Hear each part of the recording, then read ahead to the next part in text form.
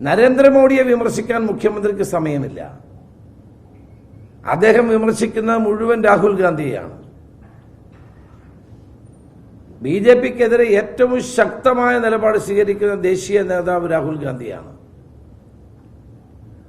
ആ രാഹുൽ ഗാന്ധിയെ ഇവിടെ കേരള മുഖ്യമന്ത്രിയും വിമർശിക്കുന്നു. കേരള മുഖ്യമന്ത്രി രാഹുൽ ഗാന്ധിയെ വിമർശിക്കുന്നത് മോഡിയെ തൃപ്തിപ്പെടുത്താനാണ്. നരേന്ദ്രമോദിക്കെതിരെ പോരാടി സ്വന്തം ലോക്സഭാ സീറ്റ് നഷ്ടപ്പെട്ടു, സ്വന്തം വീട് നഷ്ടപ്പെട്ടു, 52 മണിക്കൂർ ED ചോദ്യം ചെയ്തു. എല്ലാവിധത്തിലും അദ്ദേഹത്തെ പീഡിപ്പിക്കാൻ ശ്രമിച്ചു. പക്ഷേ ധീരമായി നിന്നുകൊണ്ട് നരേന്ദ്രമോദിക്കും RSSനും BJPക്കുമെതിരെ പോരാടുന്ന രാഹുൽ ഗാന്ധിക്ക് ഏതായാലും പിണറായി വിജയന്റെ സർട്ടിഫിക്കറ്റിന്റെ ആവശ്യമില്ല. ആ പോരാട്ടത്തിന്റെ, വർഗീയതയ്ക്കെതിരായ പോരാട്ടത്തിന്റെ അതിശക്തമായ നേതൃത്വം രാഹുൽ ഗാന്ധിക്ക് തന്നെയാണ്. അദ്ദേഹത്തെ വിമർശിക്കുകയാണ് കേരള മുഖ്യമന്ത്രിയുടെ താല്പര്യം.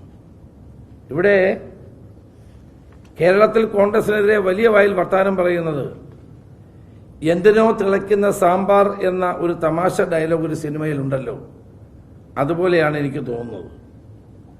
കേരളത്തിൽ CPMന് ഒരു പ്രസക്തിയും, CPMനോ CPIക്കോ ദേശീയ രാഷ്ട്രീയത്തിലും ഒരു പ്രസക്തിയുമില്ല. ചുരുക്കത്തിൽ LDFന് എന്ത് നോട്ട് ചെയ്യണമെന്ന് ജനങ്ങളുടെ മുമ്പിൽ ഒരു കാരണവുമില്ല. എന്തിനു വേണ്ടി ജനങ്ങൾ LDF നോട്ട് ചെയ്യണം, അത് വ്യക്തമാക്കാൻ ഇതുവരെ മുഖ്യമന്ത്രിക്ക് സാധിക്കുന്നില്ല.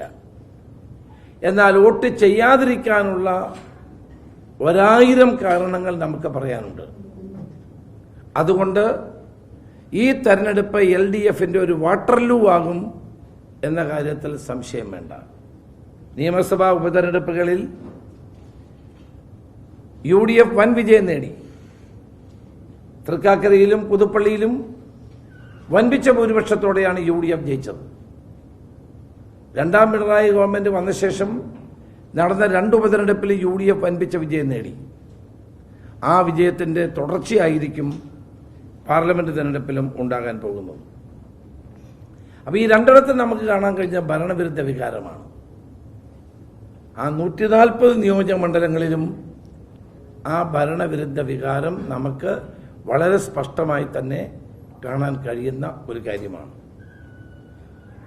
കേരളത്തിൽ വർഗീയ കാർഡ് ഇറക്കിവിടാനാണ് BJPയും CPMും ശ്രമിക്കുന്നത്. നരേന്ദ്രമോദിയും പിണറായി വിജയനും കേരളത്തിൽ വർഗീയ ധ്രുവീകരണത്തിന് ശ്രമിക്കുകയാണ്. ആ വർഗീയ ധ്രുവീകരണം മതേതര വിശ്വാസികളായ കേരളത്തിലെ ജനങ്ങളുടെ മുമ്പിൽ ചെലവാകാൻ പോകുന്നില്ല. ഈ 2 കൂട്ടരുടെയും ലക്ഷ്യം കോൺഗ്രസിനെ തോൽപ്പിക്കുക എന്നുള്ളതാണ്. അതുകൊണ്ട് തന്നെ അതിന്റെ പേരിലുള്ള പരസ്പര ധാരണ ഇന്ന് വ്യക്തമാവുകയാണ്. സ്വർണ്ണക്കള്ളക്കടത്ത് കേസ് നടന്നത് ആരുടെ ഓഫീസിലാണെന്ന് അറിയാമല്ലോ എന്നാണ് പ്രധാനമന്ത്രി ചോദിച്ചത്. സ്വർണ്ണക്കള്ളക്കടത്ത് എന്ന് പറയുന്നത് രാജ്യദ്രോഹ കുറ്റമാണ്. പുതിയ UAPAയുടെ ഭേദഗതി പ്രകാരം സ്വർണ്ണക്കള്ളക്കടത്ത് രാജ്യദ്രോഹ കുറ്റമാണ്. അങ്ങനെ രാജ്യദ്രോഹ കുറ്റം മുഖ്യമന്ത്രിയുടെ ഓഫീസിൽ നടന്നു എന്ന് പറയുന്ന പ്രധാനമന്ത്രി എന്തുകൊണ്ട് നടപടി സ്വീകരിച്ചില്ല? എത്ര ധൈര്യത്തോടെയാണ് അദ്ദേഹം കേന്ദ്ര ഏജൻസികളെ കേരളത്തിലേക്ക് വിളിച്ചത്? കാരണം അദ്ദേഹത്തിന് അറിയാം, മോഡിയും അദ്ദേഹം തമ്മിലുള്ള ധാരണ കൊണ്ട് ഒന്നും സംഭവിക്കില്ല എന്ന്. സ്വർണ്ണക്കള്ളക്കടത്ത് കേസിൽ തന്റെ പ്രിൻസിപ്പൽ സെക്രട്ടറി 2 വർഷം ജയിലിൽ കിടന്നിട്ടും അദ്ദേഹത്തിന് നോട്ടീസ് അയച്ചോ? ഇല്ല. ഇന്നലെ മുഖ്യമന്ത്രിക്കെതിരായും മകൾക്കെതിരായും വളരെ ശക്തമായ ആരോപണങ്ങൾ പ്രധാനമന്ത്രി ഉന്നയിച്ചു. കരുവന്നൂരിലെ CPMന്റെ കള്ളപ്പണത്തെ പറ്റി പറഞ്ഞു. ഞാൻ ഇന്ന് രാവിലെ മുഖ്യമന്ത്രിയുടെ പത്രസമ്മേളനം കാണുക. എത്ര മൃദുവായിട്ടാണ്! നരേന്ദ്രമോദിയുടെ പേര് പോലും പറയാതെ അല്ലേ മുഖ്യമന്ത്രി സംസാരിക്കുന്നത്? എന്തിനാണ് ഇത്ര ഭയം? മുഖ്യമന്ത്രി അദ്ദേഹത്തിന്റെ പേര് പറയാൻ ഭയപ്പെടുകയാണ്.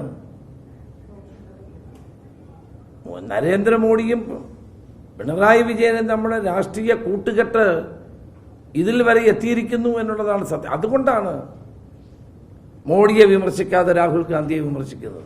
രാഹുൽ ഗാന്ധിയെ വിമർശിക്കുന്നത് ഞങ്ങൾക്ക് അഭിപ്രായ വ്യത്യാസമൊന്നുമില്ല. രാഹുൽ ഗാന്ധിയേക്കാൾ കൂടുതൽ വലിയ വിമർശനം കേട്ടിട്ടുള്ള ഒരാളാണ്. അതുകൊണ്ട് ദേശീയ തലത്തിലേക്കുള്ള ഈ തെരഞ്ഞെടുപ്പിൽ LDFന് കാര്യമായ ഒരു റോളും ഇവിടെ നിർവഹിക്കാനില്ല. BJPക്ക് കേരളത്തിലെ ജനങ്ങൾ വോട്ട് ചെയ്യാനും പോകുന്നില്ല. അതുകൊണ്ട് ഒരു മതേതര ജനാധിപത്യ സഖ്യം ഡൽഹിയിലുണ്ടാകാൻ, ഒരു ഗവൺമെന്റ് ഉണ്ടാക്കാൻ ജനങ്ങൾ UDFന് വോട്ട് ചെയ്യണം എന്നാണ് എനിക്ക് നിങ്ങളിലൂടെ ജനങ്ങളോട് അഭ്യർത്ഥിക്കാനുള്ളത്.